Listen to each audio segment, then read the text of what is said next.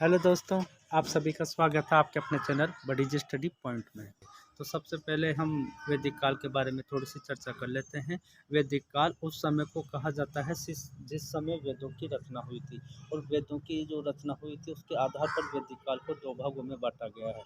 वेद चार, ऋग्वेद, यजुर्वेद, सामवेद, अथर्ववेद। तो सबसे पहले जिस वेद की रचना हुई वो था ऋग्वेद, और ऋग्वेद की जो रचना हुई थी वो 1500 ईसा पूर्व से 1000 ईसा पूर्व के बीच में हुई थी। ऋग्वेद के बाद में जिन वेदों की रचना हुई उनमें है यजुर्वेद, सामवेद, अथर्ववेद, ब्राह्मण ग्रंथ, आरण्यक और उपनिषद। इन वेदों की रचना हुई उसे उत्तर वैदिक काल कहा गया है। सामान्यतः वैदिक सभ्यता का जो कालक्रम था वो 1500 ईसा पूर्व से 600 ईसा पूर्व था।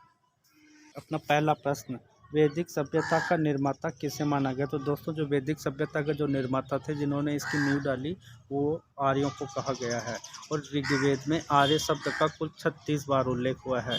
और भारत में आर्य मध्य एशिया की पूर्वी शाखा से आए थे। दोस्तों ये याद रखना, एग्जाम में बहुत बार पूछा भी जा चुका है कि भारत में जो आर्य आए थे वो कौन सी शाखा से संबंधित थे? तो दोस्तों वो थे पूर्वी शाखा से। अगला प्रश्न, वैदिक सभ्यता का कालक्रम क्या? वैदिक सभ्यता का जो सामान्यतः कालक्रम था तो 1500 ईसा पूर्व से 600 ईसा पूर्व था, और वैदिक सभ्यता जो उसको दो भागों में बांटा गया है वेदों की रचना के आधार पर।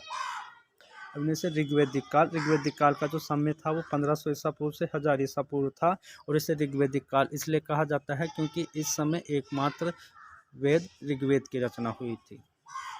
उत्तर वैदिक काल जिसका सामान्य कालक्रम 1000 ईसा पूर्व से 600 ईसा पूर्व है। उत्तर वैदिक काल में ऋग्वेद के बाद में जितने भी वेद हैं जैसे सामवेद, यजुर्वेद, अथर्ववेद, ब्राह्मण ग्रंथ, आरण्यक, उपनिषद, इन सब की रचना उत्तर वैदिक काल में 1000 ईसा पूर्व से 600 ईसा पूर्व के बीच हुई थी, इसलिए इसे उत्तर वैदिक काल कहा जाता है। उसमें वेदों की संख्या 4 बताई गई है, ऋग्वेद, यजुर्वेद, सामवेद और अथर्ववेद। अब ऋग्वेद जो है उसमें मुख्यतः जो है वैदिक कालीन जो देवता थे उनकी स्तुति या उनकी प्रार्थना की जाती थी, उससे संबंधित जितनी भी जानकारी मिलती है वो ऋग्वेद में मिलती है। जबकि यजुर्वेद में यज्ञ के संबंधित या यज्ञ से संबंधित जितने भी विधि विधान है वो यजुर्वेद में मिलते हैं। और सामवेद, इसका मतलब जो पाठ किया जाता था वो स्वर के साथ गायन के साथ किया जाता था। तो सामवेद जो है छंदों के गायन की विधि है। और सबसे अंत में लिखा गया वेद अथर्ववेद है। अथर्ववेद में संस्कार और जो कर्मकांड है, जादू टोना भूत प्रेत सबके बारे में जानकारी अथर्ववेद में मिलती है।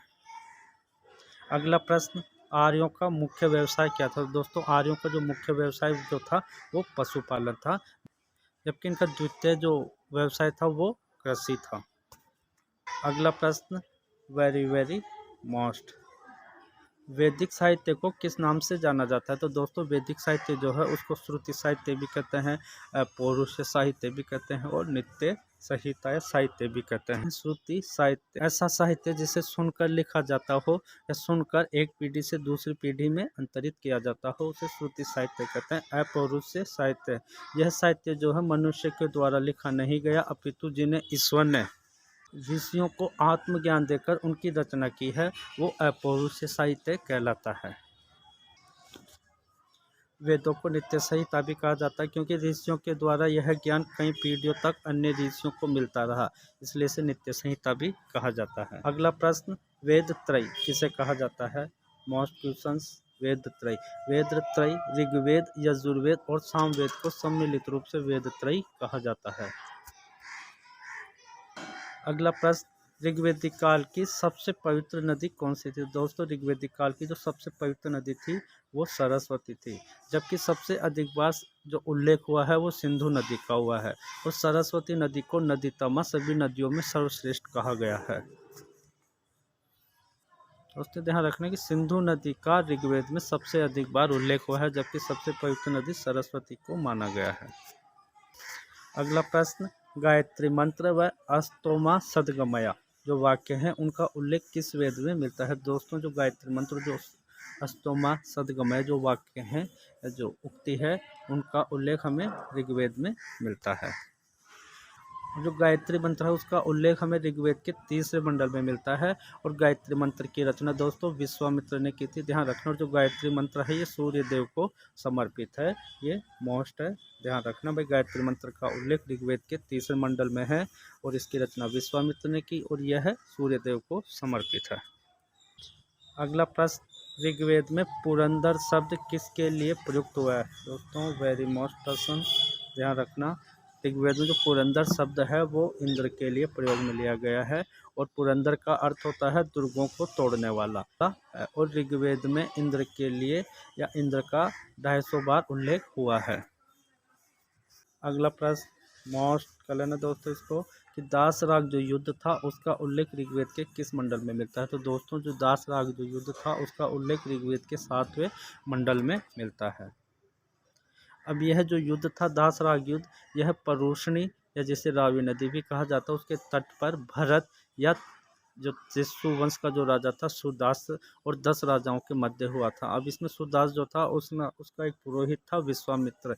अब उसने विश्वामित्र को हटा के उसके स्थान पर अपना नया पुरोहित वशिष्ठ को बना लिया, जिससे विश्वामित्र नाराज हो गया।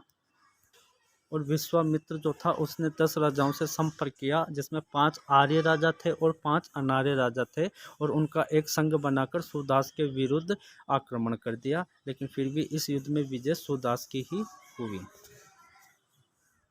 तो दोस्तों इसमें एक तो ये याद रखना कि इसमें जो सुदास जो था वो त्रिशुवंश या भरत वंश का राजा था और इसमें विश्वामित्र के स्थान पर वशिष्ठ को नया गुरु बना लिया था। और यह युद्ध 10 राजाओं का एक संघ और सुदास के विरुद्ध हुआ था। अगला प्रश्न दोस्तों, वेदांगों की संख्या कितनी है? तो दोस्तों जो वेदांग है उनकी संख्या 6 है। वेदों को सही ढंग से समझने के लिए वेदांगों की रचना की गई थी। और ये 6 वेदांग कौन कौन से हैं? शिक्षा, कल्प, व्याकरण, निरुक्त, छंद व ज्योतिष, ये 6 वेदांग हैं। अगला प्रश्न, ऋग्वैदिक कालीन या ऋग्वैदिक काल में सबसे प्राचीन संस्था कौन सी थी? दोस्तों इसको वेरी मस्ट कर लेना। और वो जो संस्था थी सबसे प्राचीन वो विदत थी। अब ऋग्वैदिक काल में सभा, समिति और विदत नामक 3 संस्थाएं होती थी जो राजा के कार्यों पर और राजाओं पर नियंत्रण रखती थी। अब उत्तर वैदिक काल में जो विदत नामक संस्था थी वो समाप्त हो गई थी। अब जो सभा और जो समिति थी उसमें जो समिति की जो अध्यक्षता करता था उसको ईशान कहा जाता था। ये याद रखना दोस्तों, समिति की अध्यक्षता करने वाले को ईशान कहा जाता था। अगला प्रश्न मोस्ट वेरी मोस्ट, कि भारत का जो राष्ट्रीय वाक्य है सत्यमेव जयते, वो किस उपनिषद से लिया गया? तो दोस्तों जो भारत का जो राष्ट्रीय वाक्य है सत्यमेव जयते वो लिया गया है मुंडकोपनिषद से। अगला प्रश्न, ऋग्वैदिक काल में जो आर्य थे उनका भौगोलिक क्षेत्र कौन सा था? तो दोस्तों उनका जो क्षेत्र था वो सप्त सैंधव प्रदेश था। सप्त सैंधव प्रदेश जो सिंधु नदी उसकी जो सहायक नदियां थी 7, उस क्षेत्र को सप्त सैंधव प्रदेश के नाम से संबोधित किया जाता है। और इसमें आर्यों के निवास स्थान के बारे में और कुछ मान्यताएं भी है। जैसे जो आर्य थे उनका जो मूल प्रदेश था वो आर्कटिक प्रदेश या उत्तरी ध्रुव था। तो ऐसा बाल गंगाधर तिलक मानते हैं कि आर्य जो थे उत्तरी ध्रुव से आए थे, जबकि मैक्स मूलर जो मानते हैं वो मध्य एशिया से मानते हैं। और स्वामी दयानंद सरस्वती का मानना है कि जो आर्य आए थे वो तिब्बत से आए थे, जबकि अविनाश चंद्र जो थे वो कहते हैं कि जो आर्य थे वो सप्त सैंधव प्रदेश के निवासी थे। जबकि एल्डिक कल्दर जो महोदय हैं वो आर्यों का जो मूल निवास स्थान जो है वो कश्मीर और हिमालय देश को मानते हैं। जबकि पंडित गंगानाथ जो है वो आर्यों का मूल निवास स्थान ब्रह्मर्षि देश को मानते हैं। अगला प्रश्न, राजा परीक्षित को मृत्यु लोक का देवता किस वेद में कहा गया? तो राजा परीक्षित जो था जो कि कुरु का राजा था, उसको जो मृत्यु लोक का देवता अथर्ववेद में कहा गया है। मोस्ट पर्सन याद रखना दोस्तों।